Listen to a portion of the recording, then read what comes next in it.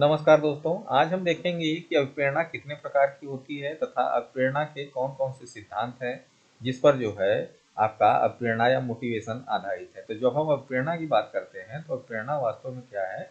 हमारी वह शक्तियाँ जो हमें किसी कार्य को करने के लिए प्रेरित करती हैं, किसी भी कार्य को करने के लिए जो भी शक्तियाँ हमें प्रेरित करती हैं, वो सभी की सभी अभिप्रेरणा कहलाती हैं।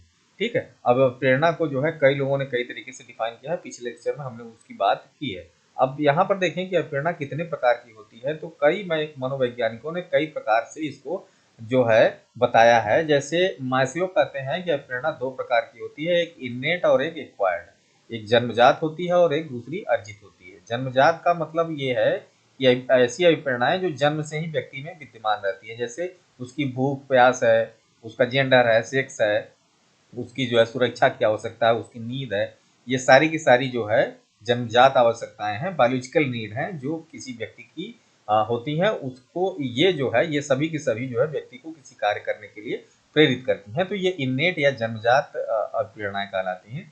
दूसरा होता है अर्जित या एक्वायर्ड मोटिवेशन। ये व्यक्ति ये जो है इसको मास्लो साहब ने कहा है कि ये जो है व्यक्ति के बाह्य वातावरण से संबंधित होती है। जैसे किसी की कोई आदत है, कोई रुचि है, कोई इंटरेस्ट है, कोई अभिवृत्ति है। हाँ, मान लीजिए आपका इंटरेस्ट है कि आप जो है बहुत अच्छा खेलते हैं, बहुत अच्छा जो है पढ़ते हैं, चित्र बनाते हैं, तो आप उसी में मोटिवेट होंगे और उसी के थ्रू आगे बढ़ेंगे। तो इस प्रकार के मोटिवेशन को एक्वायर्ड मोटिव्स या जो है अर्जित अभिप्रेरक कहा जाता है। दूसरे प्रकार के में थॉमसन साहब ने फिर जो है प्रेरणा को दूसरे तरीके से डिफाइन किया। हाँ, है चीजें वही, लेकिन उसका नाम बदल दिया गया। जैसे थॉमसन जो है दो प्रकार के प्रेरक बताते हैं कि एक प्राकृतिक नेचुरल मोटिव्स होते हैं, दूसरे जो है आर्टिफिशियल या कृत्रिम प्रेरक होते हैं। तो प्राकृतिक या नेचुरल मोटिव्स में उन्होंने वही बातें की कि जो हमारी जो है बायोलॉजिकल नीड है, वो सारी की सारी जो है नेचुरल नीड के अंतर्गत आएंगी, जैसे भूख प्यास नींद। हाँ, ये सभी जन्म से लेकर जन्म से बालक में उपस्थित रहती है। दूसरी आर्टिफिशियल जो बाह्य वातावरण से हमको मिल जाती है, जैसे वही हमारा इंटरेस्ट है, एटीट्यूड है, एप्टीट्यूड है। हाँ, ये सारी की सारी हमको बाहर से मिलती है, उसी प्रकार से हम कार्य करते हैं। तो ये थॉमसन साहब ने बताया। तीसरा जो है प्रकार कई मनोवैज्ञानिकों ने एक साथ बताया था, तो उसमें उन्होंने दो प्रकार के जो है बताए हैं। इसको समझिए, तो ये मेन है। अगर इसको समझ लेंगे तो चीजें अपने आप क्लियर हो जाएगी। इसको जैसे दो प्रकार में आंतरिक या बाह्य प्रेरणा या सकारात्मक या नकारात्मक में बांटा। जैसे आंतरिक अभिप्रेरणा को पॉजिटिव या जो है इंटरनल मोटिव कहा जाता है। यह व्यक्ति के अंदर से आती है, स्वयं की इच्छा से। जब व्यक्ति जो है किसी कार्य को करने के लिए प्रेरित होता है, तो ये आंतरिक अभिप्रेरणा या पॉजिटिव या धनात्मक या सकारात्मक अभिप्रेरणा के अंतर्गत आती है। हाँ, इस प्रेरणा को आंतरिक प्रेरणा भी कहा जाता है। इसमें बालक किसी कार्य को अपने से खुद से करने की इच्छा रखता है और सुख और संतोष की अभिव्यक्ति प्राप्त करता है। ठीक है। मान लीजिए आपको कोई क्लास में कोई चीज पढ़ाई जाए और आप स्वयं से कहें कि नहीं, हमको इसको तैयार करना है, और आप अपने से मोटिवेट होकर पढ़ते हैं, तो यह जो है आंतरिक प्रेरणा कहलाएगी। हाँ, और दूसरे प्रकार का बाह्य या नकारात्मक या एक्सटर्नल या निगेटिव जो है मोटिवेशन क्या है कि इसमें जो है टीचर आपको कहे, आपको होमवर्क दे दे, असाइनमेंट दे दे, प्रोजेक्ट दे दे, तब आप जो है इस प्रकार का कार्य करते हैं, तो वह जो है बाह्य या एक्सटर्नल जो है मोटिव कहलाता है। इस पे जो है आपके ऊपर दबाव रहता है कि आपको ये काम करना है, तब आप मोटिवेट होते हैं। हाँ, पहले वाले में आप स्वयं से मोटिवेट होते हैं, लेकिन यहाँ पर दबाव रहता है। ठीक है। तो इस प्रकार की प्रेरणा को एक्सटर्नल या निगेटिव मोटिव कहा जाता है। हाँ, और मनोवैज्ञानिकों ने और तरीके से डिफाइन किया। जैसे गैरेट कहते हैं कि बायोलॉजिकल होता है, साइकोलॉजिकल होता है, सोशल मोटिव्स होता है। सेफर कहते हैं कि कन्फर्मेटरी है, मास्टरी है, बीट है, इमोशंस है। तो कई लोगों ने कई तरीके से डिफाइन किया, लेकिन मेन आप समझें कि जो इंटरनल और एक्सटर्नल की बात है, वही मेन है। एक्सटर्नल का मतलब पॉजिटिव और इंटरनल का एक्सटर्नल का मतलब निगेटिव और इंटरनल का मतलब आपका पॉजिटिव मोटिव। उसको ध्यान में रखेंगे तो चीजें क्लियर रहेंगी। अब प्रेरणा से जो पद होते हैं उसकी एक देखिए, कोई भी मोटिव जो होता है, मोटिवेशन जो है एक साइकिल में घूमता है। हाँ, सबसे पहले आपकी आवश्यकता आती है।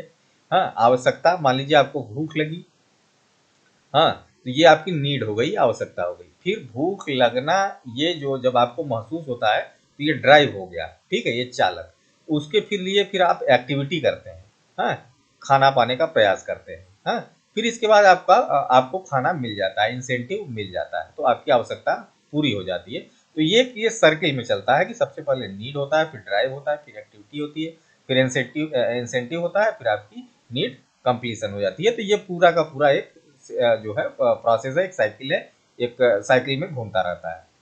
हाँ, अब देखिए आप प्रेरणा के कौन कौन से सिद्धांत है, किन सिद्धांतों पर आधारित होता है। तो कई प्रकार के सिद्धांत बताए गए हैं, यहाँ दो चार मैं बता देता हूँ। जैसे कि एक है कि मूल प्रवृत्ति का सिद्धांत, तो जो हमारी बेसिक इंस्टिंक्ट है उसके आधार पे वो जो है, जो हम काम करते हैं, बेसिक इंस्टिंक्ट का मतलब हमारे भूख प्यास हमको लगती है, उसके आधार पे हम मोटिवेट होते हैं। तो ये जो है मूल प्रवृत्ति का सिद्धांत कहलाता है, उसके आधार पर मोटिवेट होकर हम अपना कार्य करते हैं। दूसरा है प्रणोद का सिद्धांत या थ्रस्ट, या जो है ड्राइव की न्यूनता का सिद्धांत, प्रणोद न्यूनता का सिद्धांत इसको बोला जाता है।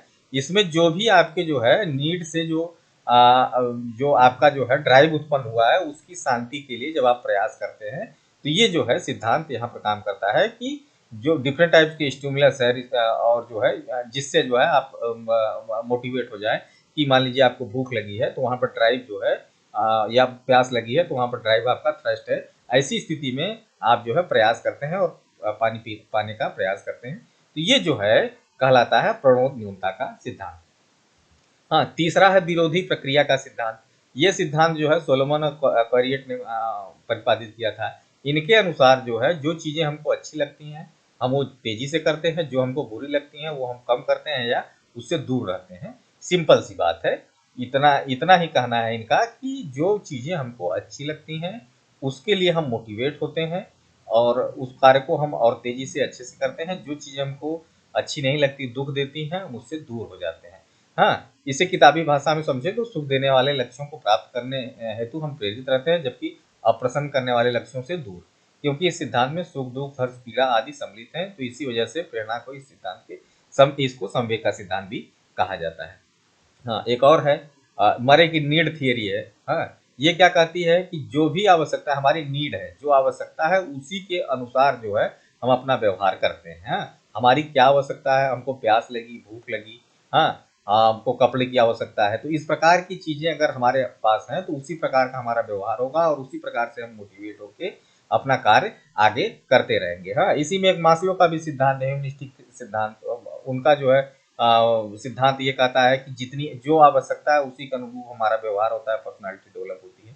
तो ये सब सारे के सारे सिद्धांत आपके अब मोटिवेशन के अंतर्गत आते हैं कि अब प्रेरणा कैसे जो है विकसित होती है, उसके सिद्धांत में ये सब बेस बनाते हैं। Thank you very much.